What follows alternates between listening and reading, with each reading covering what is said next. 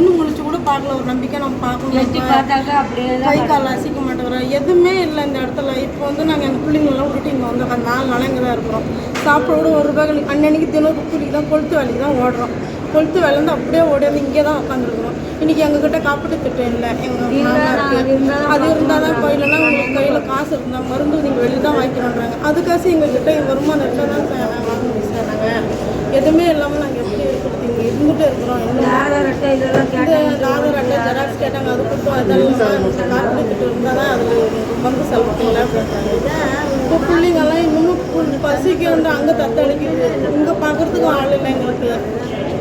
எப்படி என்னதான் பண்ணுறதுன்னு ஒன்றும் புரியல எங்களுக்கு. மருந்து மாத்திரை வாங்கி கொடுத்தா ஒன்றும் ரியாக்ஷன் மருந்து மாத்திரைக்கு ஒரு டைம் பில்லு கொடுத்தோம். ஒரு டைமுக்கு மட்டும் பில்லு ₹1200, ₹1020, ₹600, ₹700 வருது பாருங்க பில்லு. இது ₹600 பில்லு. இது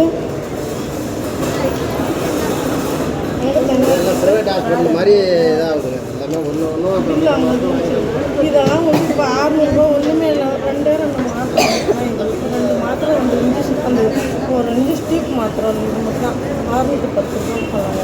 அப்படியே கொடுத்துருவாங்க. 1200 ஒரு ஸ்டீப்பு, ஒரு இதுக்கு ₹1220 ஒரு பில்லு.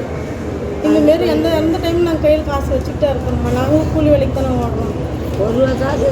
இப்போ காப்பீட்டு திட்டம் இல்லாதனால எங்களை வந்து மீசா இப்போ வந்து அதெல்லாம் ஒன்றும் பண்ண முடியாதுன்றாங்க.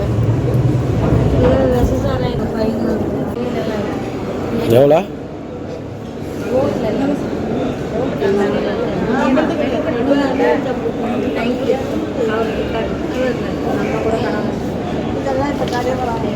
இப்போ கடையில் வாங்குறதா? போனோம் திருப்பி வேணும்னா நாங்கள் அந்த கடையில் வாங்கினோம். வீட்லேயே நாங்கள் உட்காந்துருக்கோம். கடையில் வாங்கினது அதான் எங்கள் காசு வயிற்றுக்கே சாப்பிட்றதுக்கு ஒன்றும் இல்லை.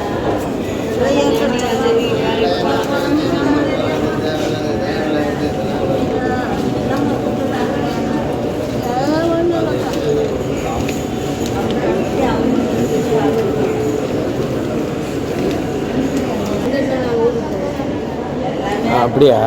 எல்லாமே ஆஸ்பத்திரியிலேருந்து தான் வந்து பட்டி பசுமா தான் பண்ணுறாங்க.